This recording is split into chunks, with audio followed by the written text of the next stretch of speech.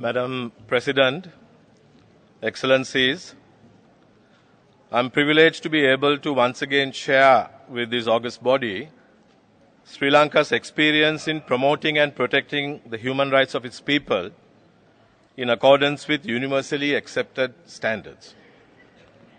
Madam President, in the 2 years and 9 months since the end of the armed conflict against terrorism and the onset of peace, Sri Lanka has made significant progress towards recovery and achieving reconciliation by incrementally overcoming many challenges posed to the nation and its people by almost 30 years of conflict.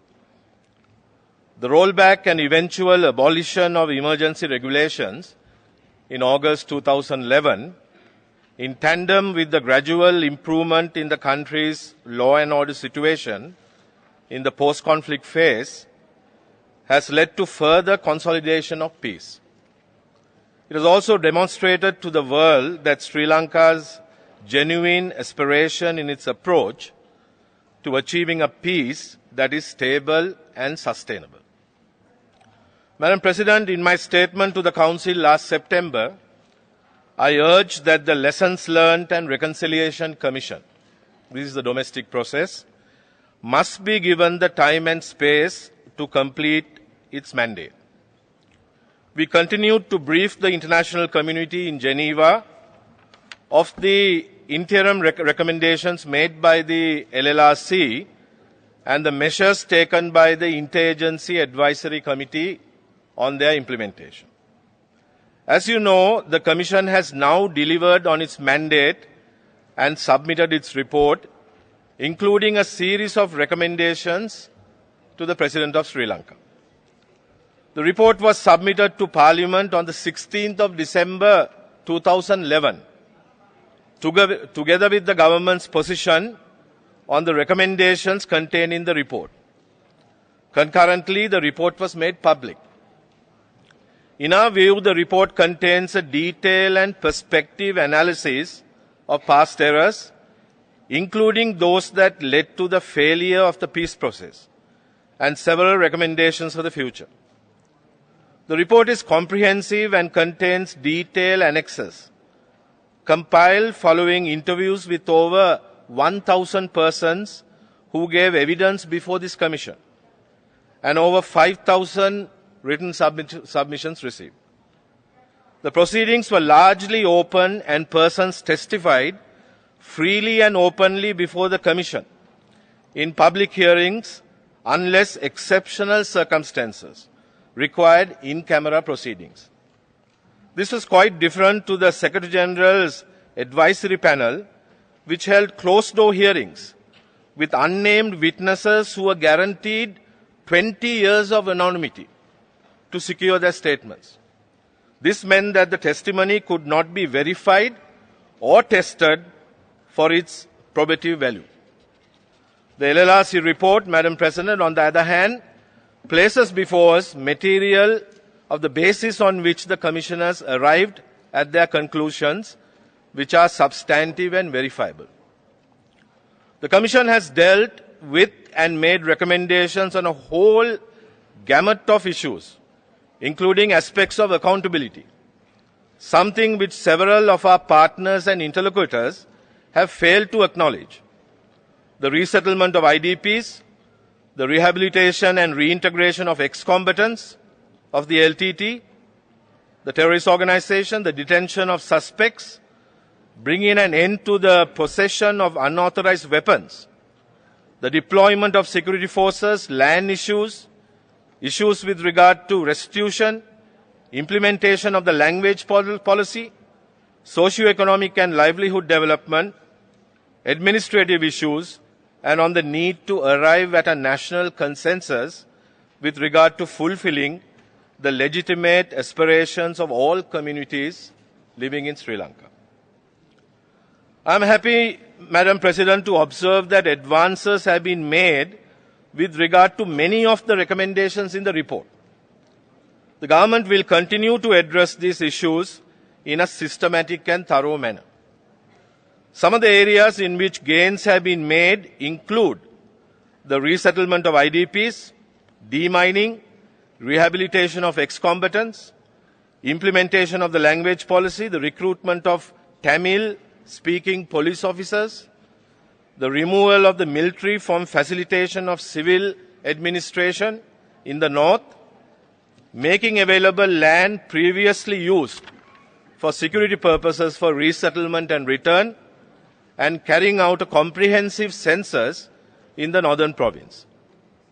There are also other recommendations in the report which need to be comprehensively addressed, and we are committed to doing so.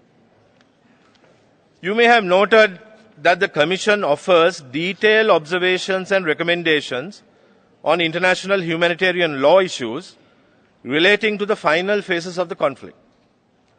The report endorses the position that the protection of civilian life was a key factor in the formulation of policy for carrying out military operations, and that the deliberate targeting of civilians formed no part of it. This was and remains the position of the government. I wish to inform this Council that an enumeration to ascertain the number of persons in the northern province and to scientifically identify the number of persons who lost their lives in the conflict is now complete, and a detailed analysis will be made known in the near future. Due to the unlawful presence of the LTT, no proper census could be carried out, Madam President, since 1981, 30 years ago.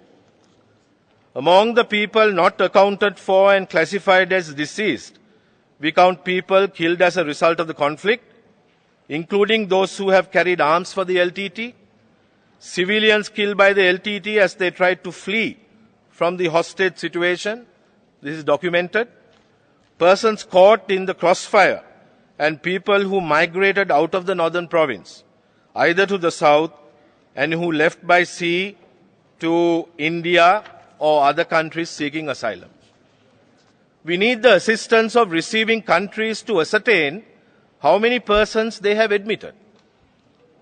As a further step, the government has decided to put in place a structure to further analyze and verify the data gathered in order to arrive at definite conclusions as to civilian mortalities and casualties. One thing is certain: the story of tens of thousands of civilian deaths that supposedly occurred during the final phase of the humanitarian operation is very clearly proved to be a gross exaggeration and a deliberate misrepresentation of fact. Madam President, the material placed before this Commission points to several specific episodes which in their view warrant further investigation. The government is committed to a mechanism for gathering and assessing factual evidence relating to the episodes indicated, buttressed by a strong investigative arm. The findings thus arrived at will form the basis of a decision on whether criminal proceedings can be instituted. The material yielded by this investigation will be placed before the Attorney General for a decision in respect of instituting criminal proceedings where warranted. The Attorney General is currently seized of and is studying the recommendations in the report with regard to allegations of violations of international humanitarian law. Military courts of inquiry, in keeping with international practice, I might add, have commenced investigations into specific incidents identified by the Domestic Commission. The mandate of the Court of Inquiry is to investigate inter alia civilian casualties and the Channel 4 video footages, including whether any deliberate and intentional attacks were made by the army on civilians with a view to causing them harm or damage on any hospitals or no-fire zones. If so, the persons responsible for any such activity, and to make recommendations with regard to the measures that should be taken with regard to such persons. Madam President, in respect of the controversial Channel 4 footage, the Court of Inquiry has been specifically mandated to ascertain whether any member of the armed forces was involved in the events depicted, authentic or otherwise, and to recommend the measures to be taken. A similar court of inquiry has been convened by the Sri Lankan Navy to inquire into relevant allegations. As you can observe, Madam President, Sri Lanka has taken clear and definite steps towards implementation of the recommendations of the domestic process barely 2 months after the report was made public. Barely 2 months after the report was made public. We have evolved a mechanism to look into accountability issues raised in the LLRC report, both in the form of civil and military structures. This is coupled with a time-bound plan in the form of the National Human Rights Action Plan, catering to a number of other recommendations to move Sri Lanka towards comprehensive reconciliation. Madam President, as we have done in the past, we will keep the Council informed of progress when we participate in the sessions in June, September, and in the course of the UPR in October. We have already extended an invitation to the High Commissioner for Human Rights to visit Sri Lanka. I might add that there is already a senior advisor of the High Commissioner's office working in Sri Lanka from as far back as 2005. The senior advisor was in place even during the conflict and is still there in the post-conflict phase. Madam President, in the light of this commitment by Sri Lanka, there is no justification or urgency whatsoever in floating a resolution calling for the implementation of the LLRC recommendations and engagement with the High Commissioner when this has already been effectively undertaken by the government.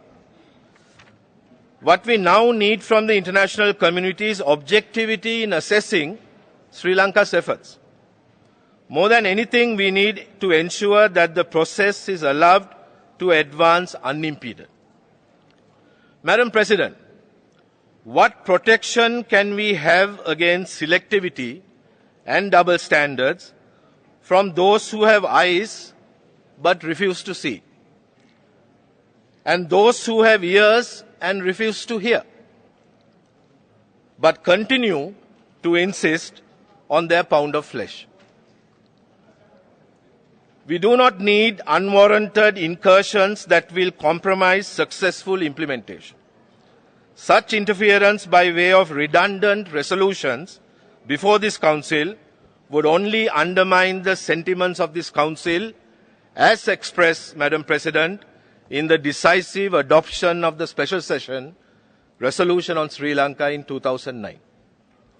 In keeping with the recommendations of the LLRC, the military has been withdrawn from aspects of civilian life and are now confined to security-related matters. In accordance with established practice of post-conflict decommissioning, the government has institutionalized a process with legislative oversight to continuously record specific details on the number of weapons recovered in order to bring about an end to the possession of unauthorized weapons. This will have important implications for human security in general and positively impact on the law and order situation as well. Economic development, Madam President, continues to play a pivotal role in the reconciliation process and the return to normalcy. Massive infrastructure and development programs are underway in the former conflict-affected areas of the northern and eastern provinces.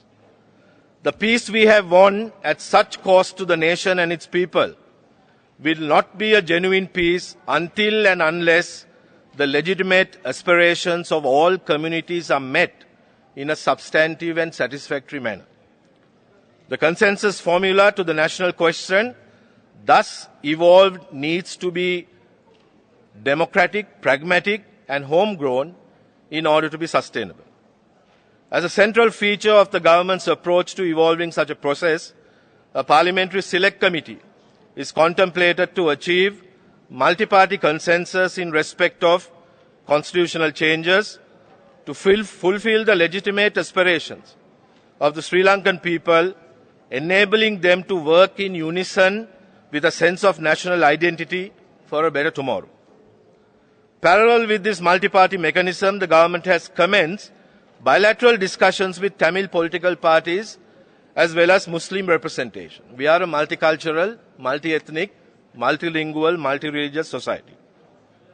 The government has already nominated its members to the PSC and is awaiting the nomination of members representing the opposition, after which its sittings can commence. We are mindful, Madam President, that all previous attempts at evolving a constitutional formula have failed due to a lack of consensus.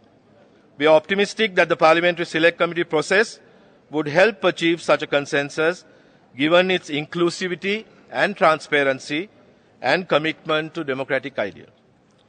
With regard to Sri Lanka's international commitments to safeguard and promote human rights, it may be noted that it has voluntarily engaged with UN mechanisms, including special procedures and treaty bodies.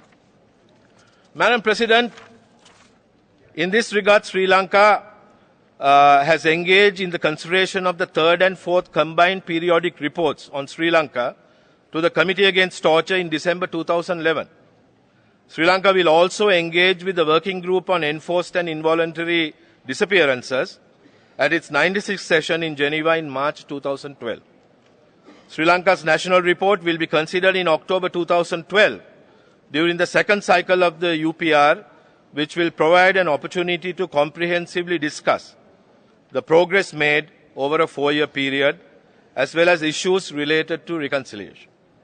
Our efforts are directed towards engagement at this next cycle of the UPR.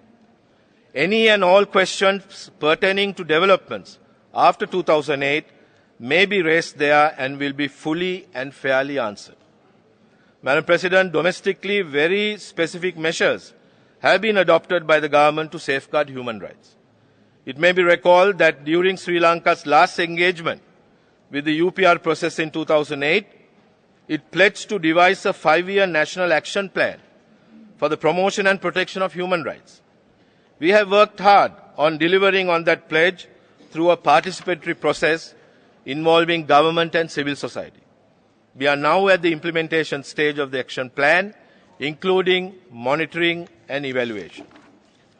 In conclusion, Madam President, Sri Lanka is best placed to successfully conclude a homegrown process of reconciliation acceptable to and benefiting all of its people.